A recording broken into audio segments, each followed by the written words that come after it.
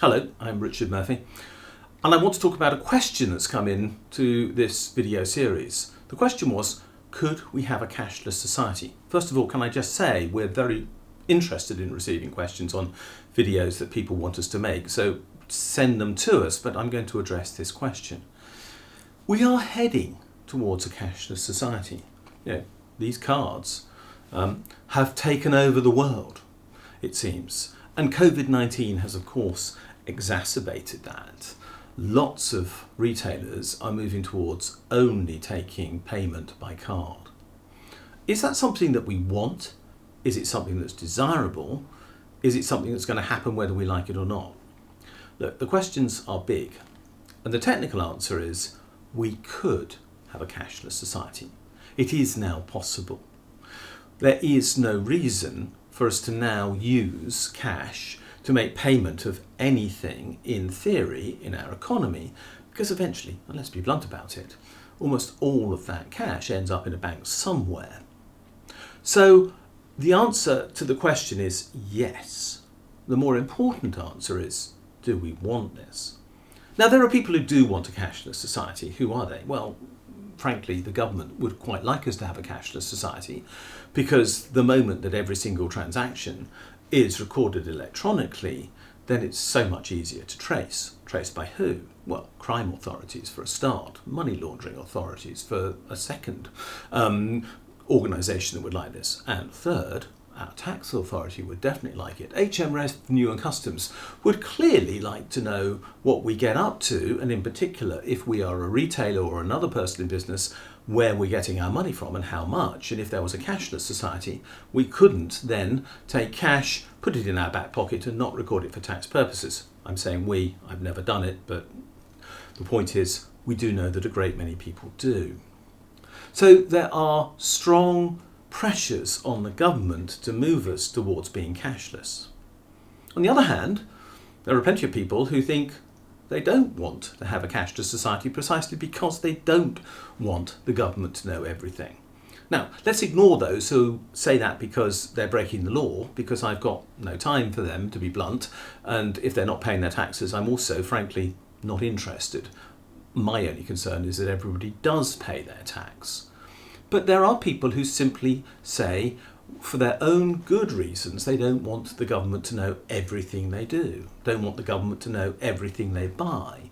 Because they, for example, buy things which are completely legitimate, but which are nonetheless considered, for example, to be, well, a little dubious socially.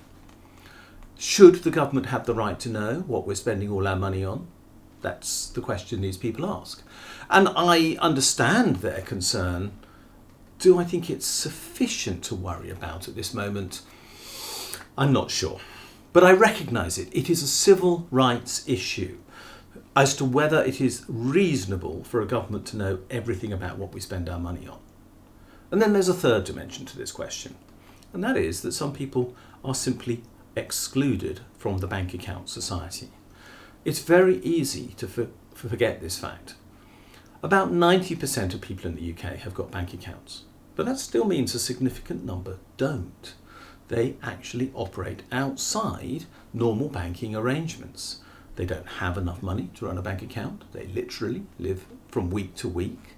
They are sometimes paid in cash, or they claim benefits sometimes in cash.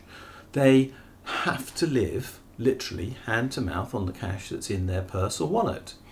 Those people are, at present, unable to basically afford bank accounts or the costs of bank accounts. And people say, well, what is this cost? Most banking is free to most people.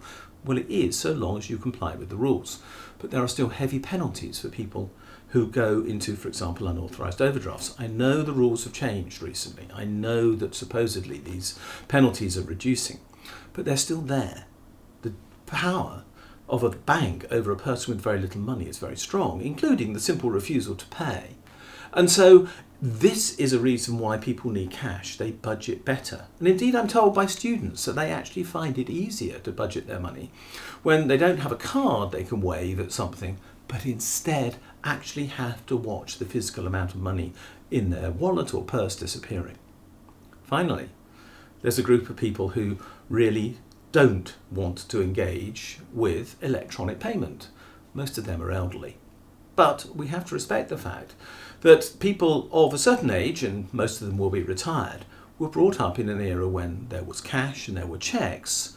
There weren't credit cards, there weren't debit cards, there certainly weren't PIN numbers, there wasn't electronic payment, and they feel, frankly, alienated and confused by the whole process of having this electronic payment method. They don't remember PIN numbers easily, they are wary of waving a card, and I understand that. This, I think, is the biggest reason why we can't have a cashless society at present. All the others, I think, are soluble, and I'm not totally convinced by the civil rights claims either.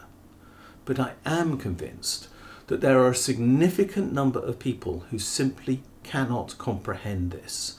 And just because they're old doesn't mean we should dismiss their concerns. They're real. They're very important people. They're our grandparents. Well, they're not my grandparents. My grandparents are dead, but I'm closer to them in age than many viewers might be. But these are the people who we need to care about. And in that context, we are quite a number of years, 20 years, I should think, at least away from being able to consider a cashless society. So can we have a cashless society? No, it isn't possible. It isn't fair. It couldn't be managed. It would alienate people. It would exclude some people from the ability to engage with society. And that's not reasonable. Cash is here to stay for some time to come. I'm Richard Murphy. Thanks for watching. If you're interested in these videos, please click the subscribe button that is below this one on YouTube. If you're not watching on YouTube, click the YouTube button and go to it and then subscribe. Follow me on Twitter at Richard J. Murphy. Look at my blog, Tax Research UK, and I'll be making another video very soon.